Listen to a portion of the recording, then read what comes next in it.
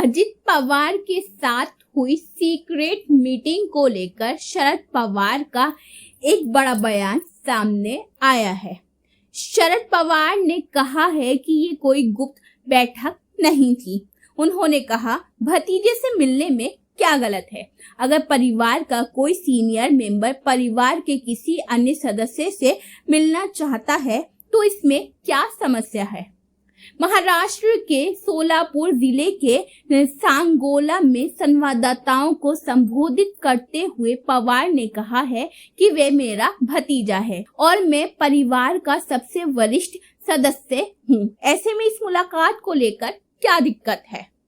शरद पवार ने कहा कि उनकी पार्टी भाजपा के साथ नहीं जाएगी। हालांकि कुछ शुभचिंतक उन्हें मनाने की कोशिश कर रहे हैं।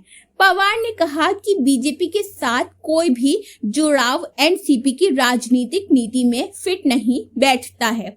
उन्होंने कहा, राकांपा के राष्ट्रीय अध्यक्ष के रूप में मैं ये स्पष्ट कर रहा हूं कि मेरी पार्टी भाजपा के साथ नहीं जाएगी। भारतीय जनता पार्टी के साथ कोई भी जुड़ाव एनसीपी की राजनीतिक नीति में फिट नहीं बैठता है। पवार ने ये भी कहा कि कुछ शुभचिंतक उन्हें मनाने की कोशिश कर रहे हैं, लेकिन वे कभी भी भाजपा के साथ गठबंधन नहीं करेंगे।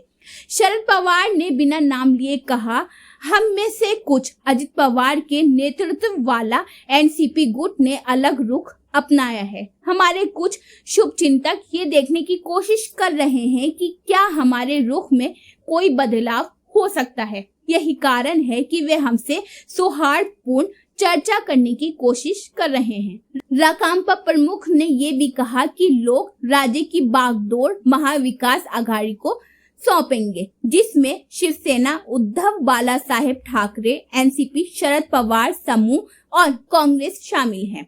शरद पवार दिवंगत विधायक गणपत राव देशमुख की प्रतिमा का अनावरण करने के लिए सोलापुर जिले में महाराष्ट्र के उप मुख्यमंत्री और भाजपा नेता देवेंद्र फडणवीस के साथ मंच साझा कर रहे थे।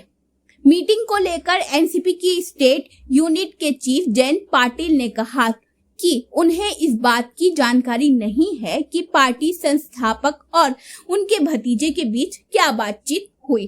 पाटिल ने यह भी कहा कि ये कोई गोपनीय बैठक नहीं थी। राज्य के उप मुख्यमंत्री देवेंद्र फडणवीस ने कहा था कि उन्हें इस प्रकार की बैठक की कोई जानकारी नहीं है। भाजपा नेता ने कहा है कि मैं आपको कोई जानकारी नहीं दे सकता। आपको मालूम हो कि शरद पवार और उप मुख्यमंत्री अजित पवार ने शनिवार को पुणे में एक कारोबारी के आवास पर मुलाकात भी की थी।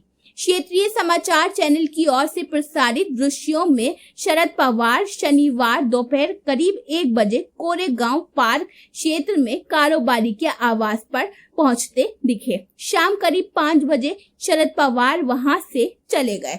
इसके लगभग 2 घंटे के बाद अजित पवार को शाम 6:45 बजे कैमरे से बचने की कोशिश करते हुए कार में परिसर से बाहर निकलते देखा गया।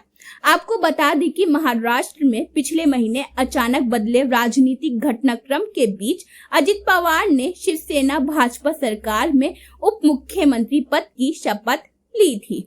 अजित के समर्थक एनसीपी के 8 विधायकों ने मंत्री पद की शपथ ली थी। राकांपा के 54 विधायकों में से शरद पवार और अजित पवार के नेतृत्व वाले समूहों का समर्थन करने वाले विधायकों की सटीक संख्या ज्ञात नहीं है। तो ये थी नाजरीन महाराष्ट्र के ताल्लुक से अहम खबर।